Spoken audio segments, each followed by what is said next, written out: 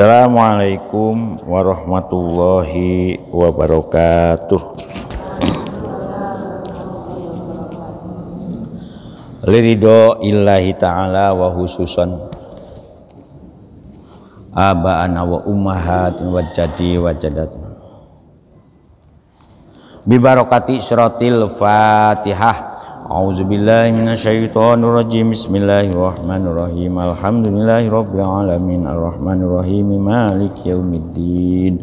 Iyyaka na'budu wa iyyaka nasta'in. Ihdinas siratal mustaqim. Shiratal ladzina an'amta 'alaihim ghairil maghdubi 'alaihim waladdallin.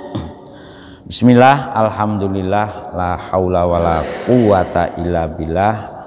Asyhadu alla ilaha illallah wahdahu la syarikalah wa asyhadu anna sayyidana Muhammadan abduhu wa rasuluhu la nabiyya ba'dah.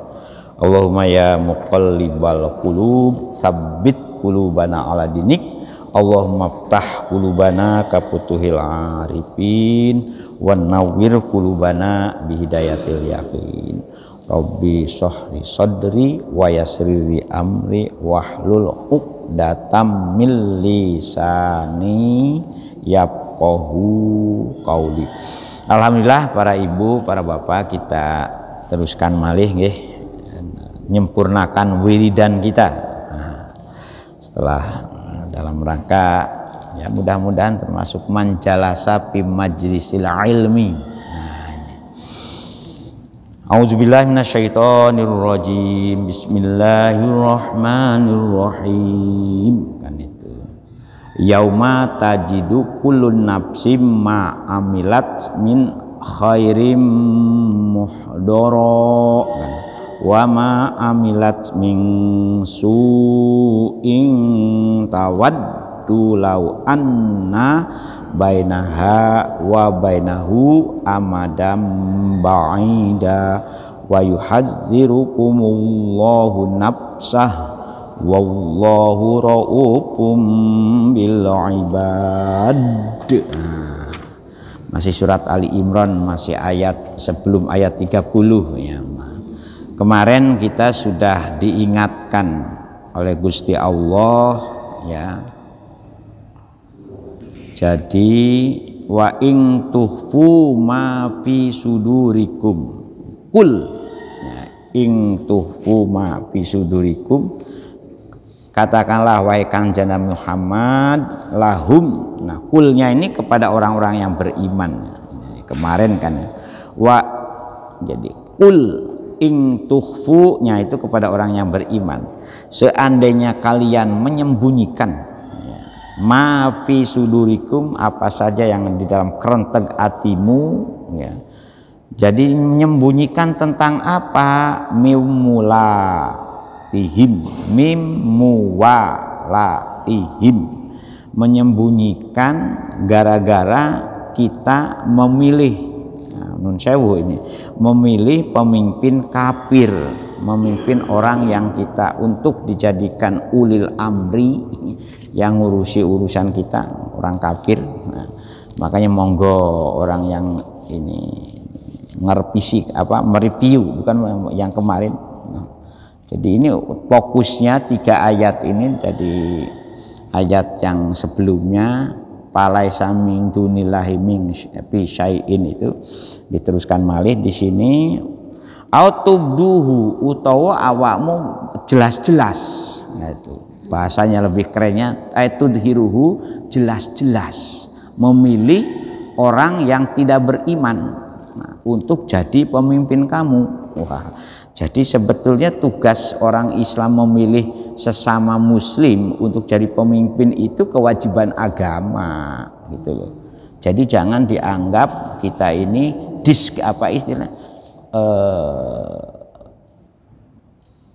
mendiskreditkan atau ya orang Islam ya kalau bisa ya memilih pemimpin ya wong Islam. Jangan sampai kalau memang masyarakat mayoritasnya muslim. Tetapi kalau memang mayoritasnya non muslim, kalau umat Islam ini harus memilih terpaksa, itu memang di ayat sebelumnya itu ila ang tataku minhum tuqoh. Nah itu ayat itu ila ang tataku minhum tuqoh, itu kalau terpaksa di wilayah-wilayah yang kolil umat Islamnya sedikit. Tapi kalau Kebon Sari yang umat Islamnya hampir 99%, ya monggo mulai milih RT, RW, ya, wali kota. Yang dipilih itu kan RT, RW, wali kota, karena kelurahan nggak usah dipilih. Kelurahan juga begitu, kalau bisa itu lurah Kebon Sari itu ya muslim dan atau muslimah, minta ke wali kota itu. Ya, masyarakat Kebonnya kan boleh sekarang ini minta dikirim lurah yang betul-betul santri, bisa usul RT dan RW-nya. Ini akan ada pilihan RT, ada kan pilihan RW lagi ya. Jadi betul-betul muslim, ya. Muslim pun yang betul-betul muslim, yang Rabbana hablana min azwajina waduryatin qurrata a'yun waj'alna lil muttaqina. Jadi jenengan doa jenengan supaya doa itu muafak, relevan. Ya juga, ya makanya jenengan ya ibu-ibu jangan tidak mau kalau dicalonkan jadi RT jadi RW, harus mau. Ya jadi supaya tidak termasuk teguran. Ini kan ayat ini kan teguran. Atau kamu terang-terangan memilih non muslim umpamanya jadi pemimpin kamu, jadi kekasih kamu, jadi walak kamu, ya jadi wilayah kamu. Apakah itu calon suami, apakah itu calon RT, apakah itu calon RW, apakah itu calon wali kota, calon gubernur, calon presiden, ya. Kalau bisa ya umat Islam bisa melahirkan calon-calon pemimpin yang qualified, ya, yang kredibel, yang integritasnya bisa dipertanggungjawabkan. Ya'lamu pasti Gusti Allah itu maha tahu dengan apa yang kita lakukan itu.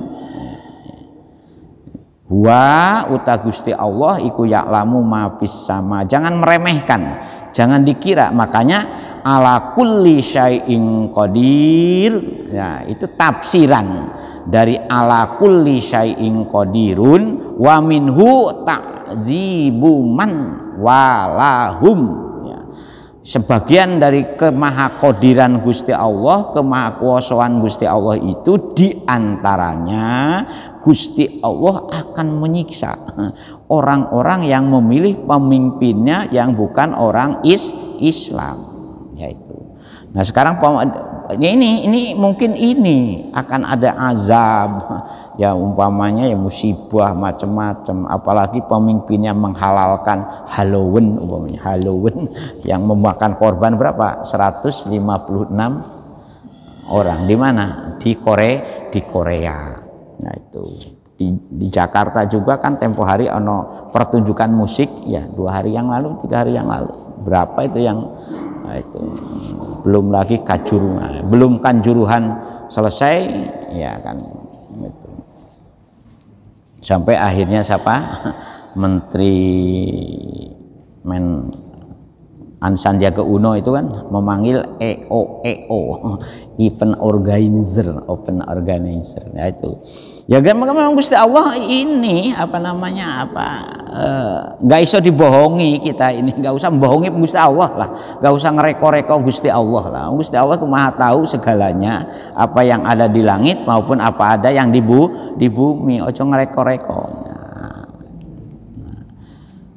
Oleh karena itu diteruskan ayatnya ini, masih terus itu uzkur nuture panjenengan wahai Kanjeng Muhammad yauma tajidu kullu nafsim ma amilat min khairim muhdara. Ingatlah ada suatu hari di mana pada hari itu tajidu kullu nafsin, karena pada hari itu setiap orang ya, kullu nafsin itu tajidu ya, akan menemui ma'amilat, akan diperlihatkan lah, bahasa yang lebih kerennya karena di sini ada muhdoro haleden perhadiraken den tekaaken, diperlihatkan. Ada suatu hari di mana Gusti Allah itu akan memperlihatkan setiap ngatur suwun Bu, setiap amalan baik seseorang atau amalan jelek seseorang. Yauma tajidu kullu nafsin ma amilat min khairim muhdara wa ma amilat min suin. Jadi suatu hari kita ini akan diperlihatkan oleh Gusti Allah setiap apapun yang kita kerjakan, baik yang baik maupun yang jelek. Nah, di sini baru ngeles. Tawaddu law anna bainaha wa bainahu amadam ba'ida. Ini ngeles. Nah, tawadu tuh ya ngarep-ngarep sapa sikulun apa seandainya antara hari itu dengan kita, dengan apa yang diperlihatkan Gusti Allah itu ada jarak. Amadan itu jarak, ba'ida yang jauh ya. Saking ininya, saking getuni dari amalan jelek yang diperlihatkan oleh Gusti Allah di saat hari itu. Ya sebetulnya di sini ada yang menafsiri ya. Ini yauman, ada yang mengatakan yauma tajidu kullu nafsim ma amilat ini yaitu hari kematian. Ada yang menafsiri yauma tajidu kullu nafsim ma amilat itu hari kematian, ujung dari hayat kita di dunia. Kita ini akan ada suatu hari di mana hari itu ketika Gusti Allah memperlihatkan akibat dari amal baik, maka kita tersenyum simpul. Tetapi diperlihatkan akibat amalan jelek, bro-bro, takut macam-macam.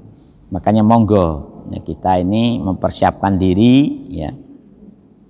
Sebab menurut menurut penafsiran yang lain itu, karena di dalam Al-Quran itu kan ada penggetunan, ada proses getun manusia masuk alam kubur yang udah saya sampaikan.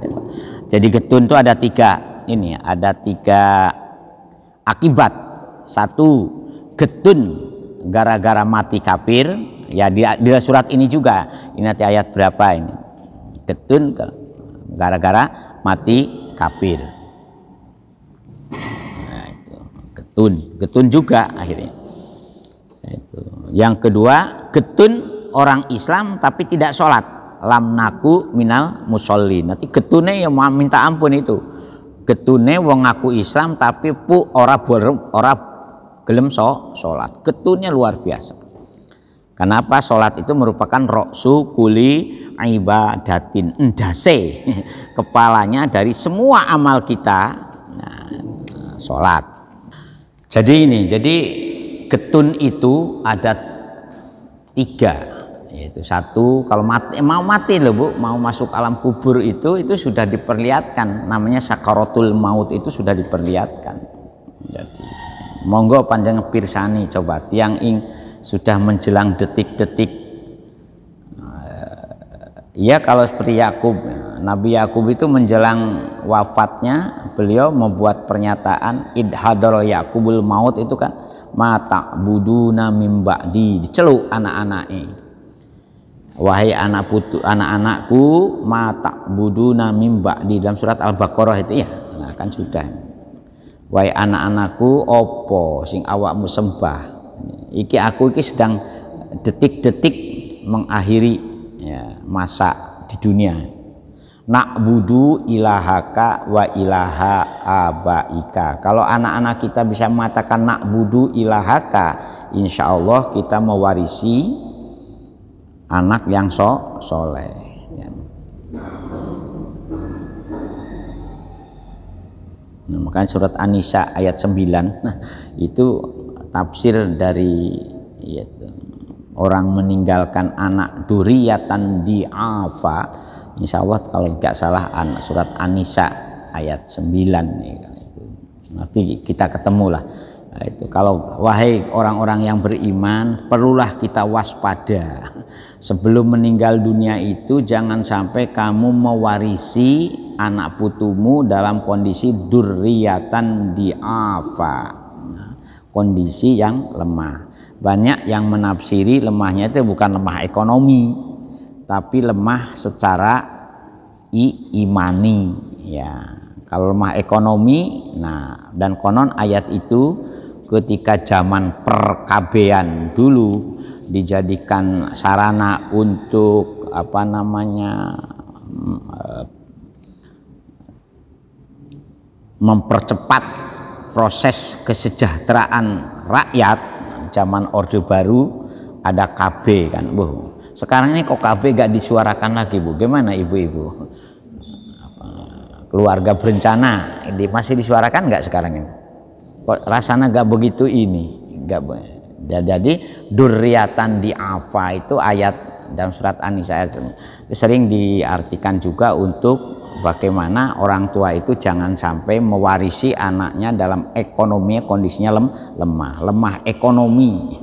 Karena ada hadis dengan ungkapan kadal fakru ayyakuna kufron, hampir saja orang atau kalau diuji kefakiran, kemelaratan, saja kemelaratan itu mengantarkan kita ini buat kufur. Jadi ketun, makanya perlu ditoto. Banyak yang mengatakan duriyatan di'afa, keturunan yang lemah itu bukan hanya lemah ekonomi, yang penting itu lemah iman. Makanya penataan iman itu menjadi penting ya. Maka muncullah KB. KB ini gimana ya, tahdidun nasl apa tandimun nasl. Pernah diperdebatkan juga apakah keluarga berencana itu sebagai sarana untuk membunuh keturunan atau mengatur. Tandim itu mengatur kehamilan. Ada yang katakan boleh. Karena zaman Rasul pun ada hadis yang berhubungan dengan azl. Saya ini hal-hal seperti itu ya kita juga harus ngerti sehingga ketika ada perdebatan antara boleh dan tidak boleh itu, azl.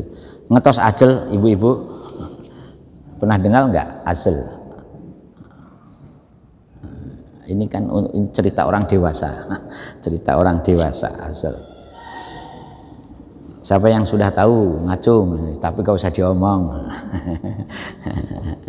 Ya bapak-bapak semerap nopan azl. Nah itu sawun.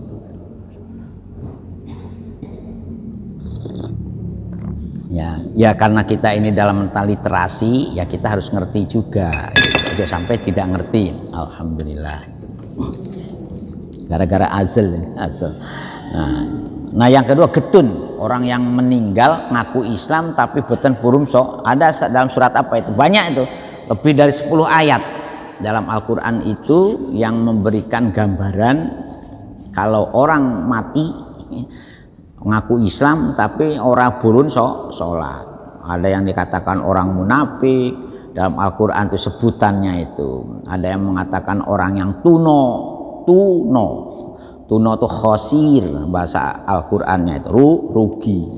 Makanya nanti kecewanya aku sudah ngaku Islam kok gak gelem sholat ya biyen ya opo sampai ada bro meneh. Itu yang kedua. Nah yang ketiga getun gara-gara kita ini gak pernah sodakoh. Dalam surat Al-Munafikun ayat 10 itu kan. Getun juga ngaku Islam sudah sholat haji barang itu Bu itu ya sholatnya rajin, hajinya sudah, puasanya juga rajin, mung ora gelem sodakoh, maka dia juga akan getun.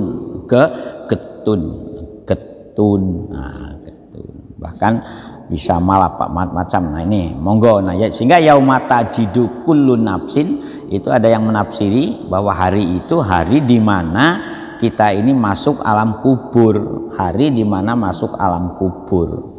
Ada lagi di mana hari itu hari pas sedang kondisi sakaratul maut. Karena ketika sakaratul maut itu ya amal baik diperlihatkan, amal jelek juga diperlihatkan. Tetapi umumnya para mufasir mengartikan yauma tajidu kullu nafsin ma amilat min khairim muhdara itu yaumul kiamah umumnya. Tapi monggo, nah benernya seperti apa? Nah kalau penafsiran itu masih memungkinkan benar dan memungkinkan salah. Bener karena penafsiran itu oleh para ulama. Nah, kalau saya masih ikut meyakini yang benar ketika yauma tajidu kullu nafsim ma'amilat itu, yaitu yaumul maut itu, hati kematian itu. Sebab hari kematian itu sama dengan yaumul ba'ats, yaitu.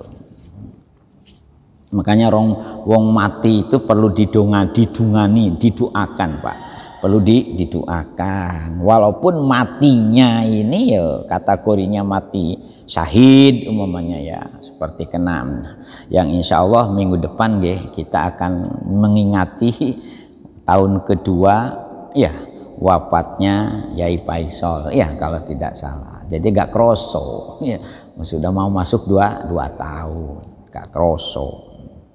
Makanya monggo kalau ibu-ibu ke masjid niati jariah, sedekah untuk orang tuanya yang sudah meninggal dunia, untuk kakeknya yang sudah meninggal dunia, untuk buyutnya yang sudah meninggal dunia, monggo ya, diterami, insya Allah diterami oleh Gusti Allah. Yang suami ya sewu nikah lagi, tapi tetap niat jariah, niat sedekah bagi istrinya yang sudah meninggal dunia, itu boleh, itu insya Allah itunya itu besar, itunya tuh pengaruhnya terhadap penyelamatan dari siksa kubur.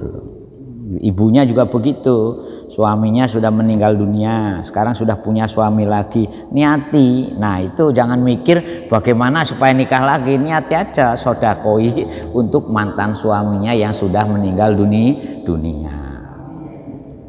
Lali ya, lali kadung ya, itu gara-gara cinta itu kadang-kadang akhirnya kalau sudah ada yang lebih dicintai, akhirnya yang lama benci. Maka cinta itu mesti lawan katanya benci. Nauzubillah min zalik. Kamu sudah. Nah sehingga ngelek, supaya ketika kita ngeles kan tawaddu lau anna bainaha wa bainahu amadam ba'ida, itu ngeles. Duh Gusti, kalau bisa seandainya hari itu masih ada jarak, bainaha itu haknya itu kembali kodakulu nafas wa bainahu, dan kepada hari di mana hari itu diperlihatkan ada apa? Ada amadam ba'ida, ada jarak yang masih jauh. Mesti kita ini yaitu supaya getunnya itu ini gitu loh. Getun ini kan ini gambaran orang getun juga. Gusti ngerti ngene, aku biyen ya gak akan mempraktekkan. Ya sama dengan jenengan. Makanya 5 menit di bilik suara itu, nah, jangan sampai jenengan membuat getun 5 tahun. Iya toh? 5 menit nyoblos calon pemimpin yang kita pilih ternyata bigoiru guna alias la genah, tidak genah, lam yakcok, tidak cocok. Baru 1 tahun langsung kena OTT kan ada. Ya, itu masih muda lagi kan. Getunnya itu 5 tahun, makanya aja sampai gara-gara 5 menit jenengan getun 5 tahun. Aduh biyen milih si anu tuh nyatanya jadine ngene. Nah, itu aja sampai. Sebab itu akan menimbulkan kutukan sosial. Ya, kutukan sosial. Kalau di sini Gusti Allah menggambarkan kullu syai'in qadirnya menurut penafsiran takdibu man walahum, ya akan secara sosial akan tersiksa ya, yaitu makanya jenengan ini kalau jadi istilahnya itu jadi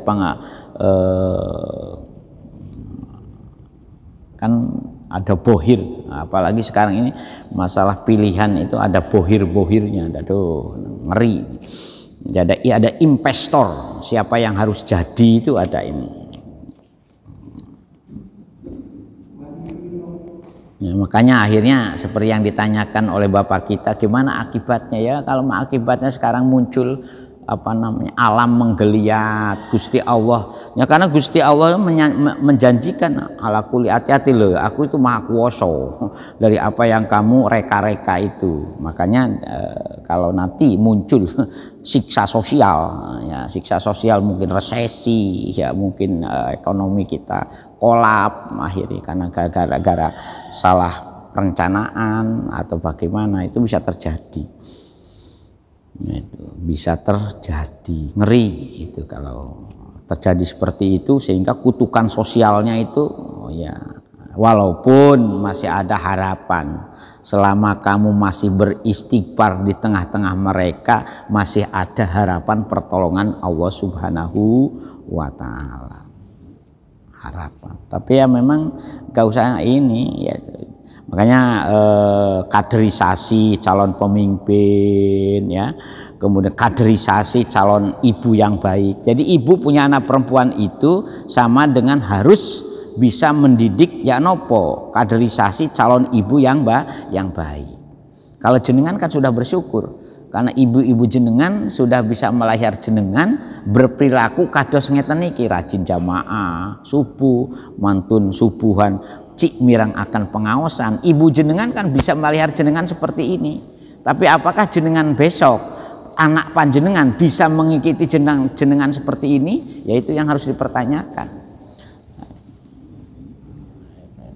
Bapak-bapak, jenengan harus bersyukur orang tuanya sudah bisa menjadikan jenengan seperti ini. Tapi apakah jenengan nanti kepada anak jenengan bisa mewarisi seperti jenengan sekarang ini? Nah, ini tanggung jawab kita. Ya. Kullu mauludin yuladu ala fitrah fa abawaihi yuwahawidanihi wa yumajisanihi dan seterusnya. Setiap anak itu dalam posisi kondisinya lahirnya fitrah. Tetapi gara-gara orang tuanya salah didik, salah urus, salah asuh, salah asih dan salah asah, ada kemungkinan anaknya menjadi Nasrani, menjadi Majusi, menjadi kufaro, orang kafir. Itu enggak ini. Jadi enggak ada jaminan anak kita langsung begitu orang tuanya rajin ke masjid, engkau anaknya mesti rajin ke masjid, gak ono jaminan. Wong anak Nabi aja gak ada jaminan. Apa mana anak seperti orang seperti itu. Kalau kita tidak bisa yaitu mendidik, mengasahnya seperti apa, mengasihnya seperti apa, mengasuhnya seperti apa.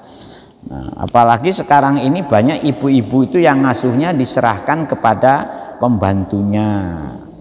Minumnya minum susu sapi lagi. Komplit berarti nggih. Asinya eman-eman, asinya diberikan ke bapaknya, anaknya gak tahu diminumi asinya. Kan kacau itu.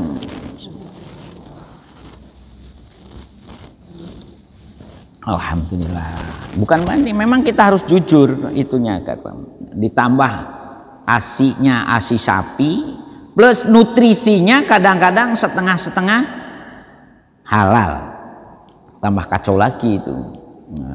Kullu lahmin nabata min haram fannaru aulabi. Setiap sel daging yang tumbuh bagi anak kita di mana nutrisi orang tuanya setengah-setengah tidak beres, hasil rampok, hasil nyolong, hasil korupsi, ya gimana jadinya? Nabata min haram fannaru aulabi, maka ancaman untuk berbuat anaknya jelek itu ya jangan jenengan salahkan anaknya, salahkan sekolahnya, biyen sekolahnya di mana ya, sekolahnya disalah, no, kan itu gak bisa. Kembalilah kepada kita sebagai orang tuanya.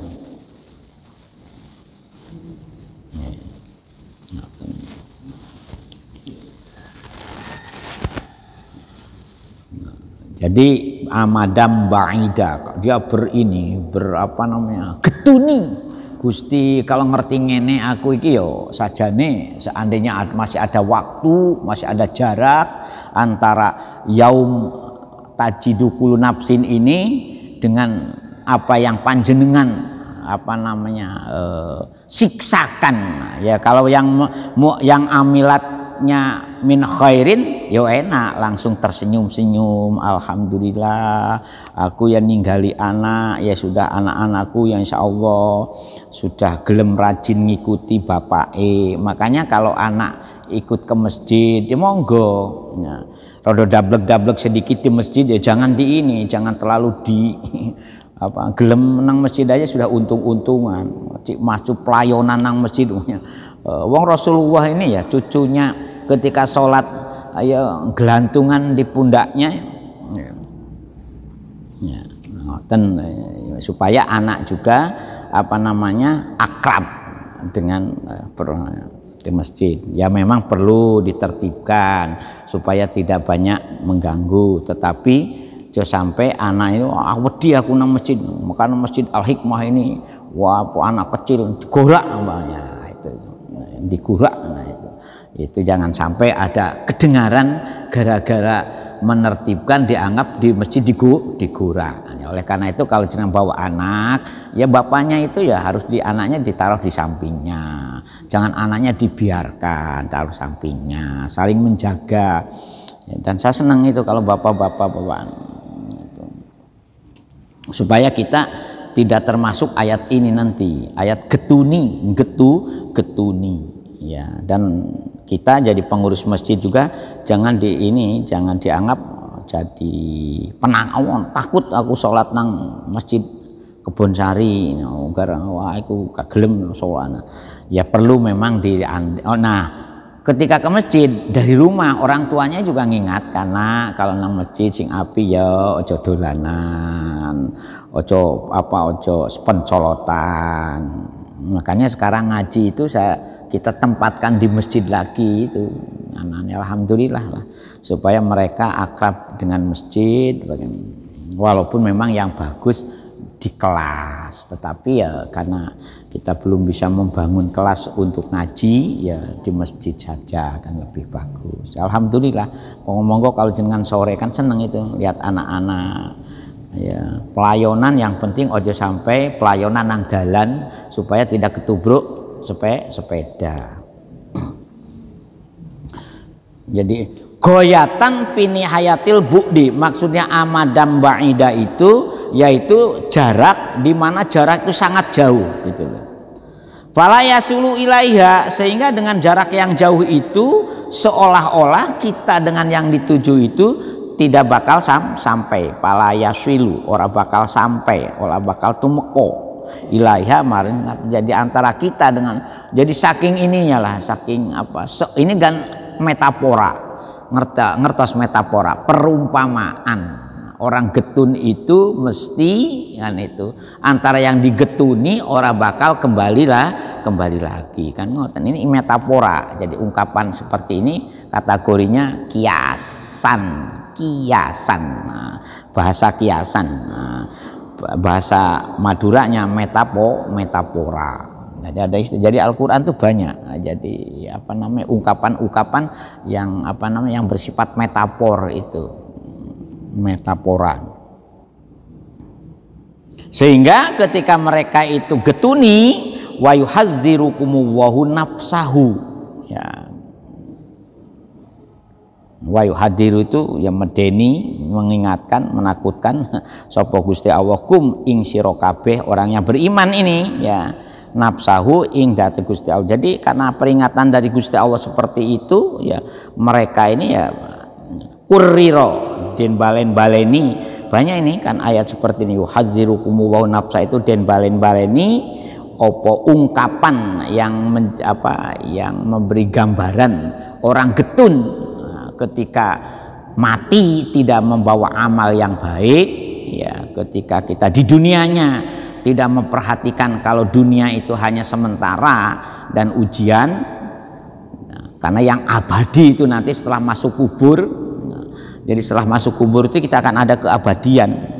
Kalau sengsara yang sengsara selamanya ya, kalau siksa sih. Nah orang yang beriman ada kemungkinan dengan punya sodako, punya ilmu yang bermanfaat, punya anak yang soleh, insya Allah itu 3 resep yang dijamin oleh Rasulullah pasti memberi pertolongan ketika kita sudah meninggal dunia.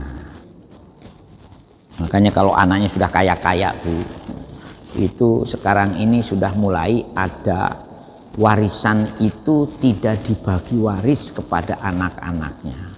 Kalau anak-anaknya sudah mampu ekonominya secara mandiri.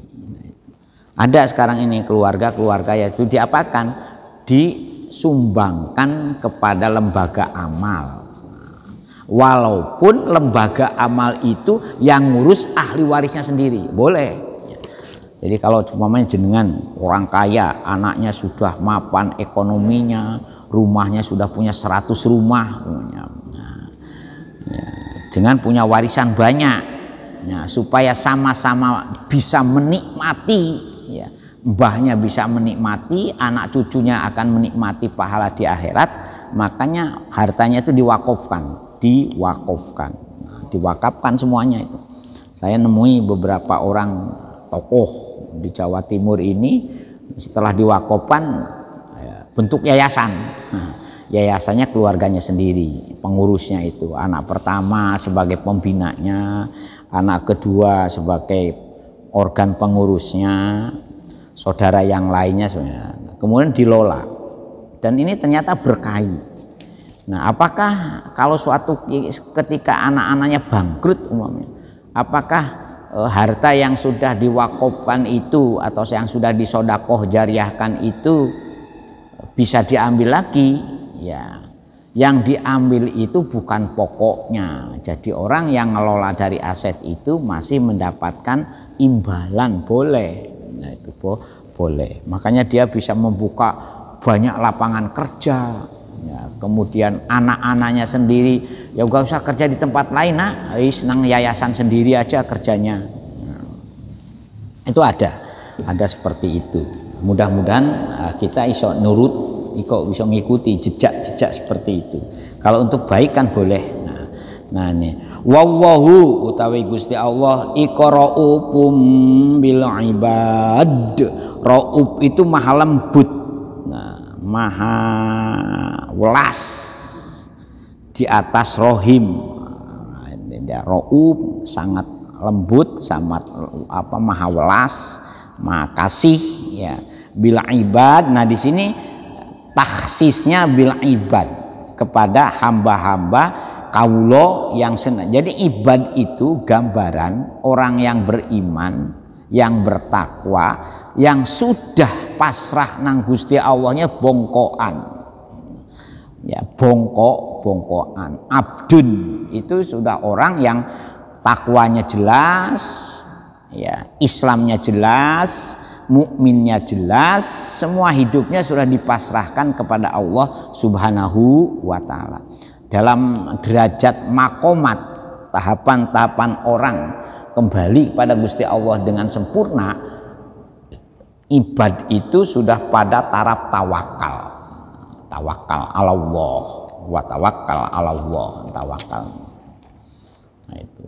Orang kalau sudah seperti itu ya sudah gak ini lagi, gak keder dengan urusan dunia, gak keder menghadapi apa saja, tidak ada yang ditakuti selain Allah Subhanahu wa ta'ala. Makanya kalau seperti itu, makanya ada ayat kan, wa may yatawakkal 'alallah fa huwa hasbuh. Kalau orang benar-benar sudah tawakal pada Gusti Allah ini sudah penuh, sepenuh hati, bukan setengah hati, fa huwa hasbuh. Maka semua apapun akan dicukupi oleh Allah Subhanahu wa ta'ala. Ngoten. Makanya ketika memperlihatkan Gusti Allah terhadap bagaimana pengabdian dan perjuangan Rasul seperti dan penyerahan diri Rasulullah Kanjeng Muhammad kepada Gusti Allah, maka dalam surat Al-Isra kan subhanalladzi asra bi abdihi lailam minal masjidil haram ila masjidil aqsal ladzi barokna haulahu linuriyahu. Itu dalam ya peristiwa itu dikenal dengan peristiwa Isra Mi'raj. Makanya kata abdun ya. Padahal Rasulullah itu Mustafa, ya kan? Habibullah, kekasih Gusti Allah, Rasulullah, Nabiullah. Tetapi semua label-label kehormatan itu ditutup dengan satu kondisi namanya abdun. Ya, itu untuk menunjukkan bahwa semuanya sudah waladin nafsi biyadihi gitu loh. Kan ada hadis-hadis qudsi yang membuat pernyataan waladi nafsi biyadi, demi zat yang aku di dalam genggamannya, dalam genggaman Allah Subhanahu wa taala. Ngoten ya, mudah-mudahan kita termasuk menjadi hamba-hamba Allah yang diridhoi dan dicintai oleh Gusti Allah. Selesai, ganti ayat ini. Wa nazala lama qalu ma na'budul asnama, wa nazala lan tumurun ayat yang akan kita baca ini. Lama qalu, lama tatkalane qalu pada ngucap orang-orang munafik, orang-orang kafir, mana budul asnama, kami ini tidak menyembah patung-patung ilahubban lillahi, wah ini ya, kecuali cinta pada Gusti Allah. Untuk apa menganggap patung ini jadi ngeles ya, bagi orang-orang kafir? Nah, menurut para mufasir, patung-patung ini bukan hanya patung berbentuk arca-arca. Nah, yang paling berat adalah mempatungkan dirinya sendiri. Dimana kalau ibadah kita ini semata-mata hanya untuk ria itu pamer. Nah, makanya kita ini sama dengan menjadikan diri kita sebagai patung. Gusti Allah ini hanya dijadikan tambal butuh. Ilahubban lillah liyuqarribu drapon podo nyedek ya. Sapa si kafir ya, apa si pasnam na ing kita orang-orang kafir ilahi marang Gusti Allah. Jadi ngeles. Nah, kalau ada kelompok manusia yang seperti itu, maka ayat yang harus kita sampaikan kepada mereka, katanya Gusti Allah, kul, maka katakan wahai Kanjeng Muhammad, lahum, kedua orang-orang yang kafir yang menjadikan patung-patung itu sebagai sembahannya, ya, in kuntum tuhibbuna wa in kuntum yen talamun ana sapa sira kabeh wong-wong kang padha kafir sing memperalat sesembahan. Itu tuhibbuna podo demen sira kabeh Allah marang Gusti Allah, fattabi'uni. Nah, ini juga kepada kita juga begitu. Makanya kalau panjenengan maos tafsir ini Al-Manar karangan Rasyid Ridho ya dan Muhammad Abduh ya, patung-patung itu di sini apa namanya bukan hanya patung, yaitu tadi bukan hanya patung arca. Jadi sesuatu yang kita jadikan objek seolah-olah,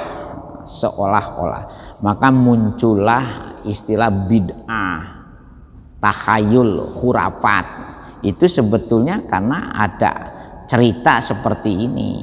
Jadi jangan sampai kita ini percaya nang jimat-jimat. Oh, itu aki, ini virus, ini bukan aki, ya keris umpamanya. Makanya tipis sekali kita ini kalau tidak kuat imannya memperlakukan sesuatu, bahkan sholat kita pun bisa menjadi patung untuk diri kita. Ketika sholat itu yang disembah ini bukan Gusti Allah, tapi golek pahala, namanya kata orang-orang tasawuf nggak boleh. Ya, jadi kalau kita ini masih cari pahala, berarti kita ini masih kesengsem pamrih akhirat, pamrih kepuasan seolah-olah. Nah, itu. Tapi ini nanti kalau sudah surat Al-Anfal, nah itu nanti itu akan ketemu penjelasan Al-Quran yang berhubungan dengan hal seperti itu. Ya. Jadi boleh jadi penghalang, karena liyuqarribunallah. Jadi tujuan orang itu mestinya bagaimana bisa mendekat, bahkan bisa yaitu tadi kalau sudah abdun, antara ma'abid dan ma'bud itu gak ada jarak. Abid itu orang yang jadi hamba, ma'bud itu yang disembah, ya, yang diperhamba. In kuntum lamun ta sira kabeh tuhibuna pada demen sapa sira kabeh Allah marang Gusti Allah, fattabi'uni maka manut sira kabeh ni ingsun Kanjeng Nabi, ya ini. Jadi kalau kita benar-benar cinta pada Gusti Allah, jangan tanya Allah itu di mana, siapa, ikuti saja apa yang diajarkan oleh Rasulullah Kanjeng Muhammad Shallallahu Alaihi Wasallam. Kalau kita sudah berposisi seperti itu, yuhibbukumullahu, jawabnya ing kuntum yuhbib, pasti, ya, demenikum ing sira kabeh sinten Gusti Allah. Ai bimakna yusibukum, pasti Gusti Allah akan memberi balasan kepada kamu semua. Jadi gak usah pakai perantara-perantara selain dari Rasulullah Kanjeng Muhammad Shallallahu Alaihi Wasallam. Nah, maka ketika ayat ini dijadikan sarana untuk memperbaiki cara beriman orang Islam, maka muncullah istilah Puritan, gerakan yang ingin memurnikan kembali ajaran Islam. Memurnikan dari mana? Yaitu tadi dari tahayul, bid'ah dan khurafat. Nah, maka muncullah gerakan modernisasi keagamaan.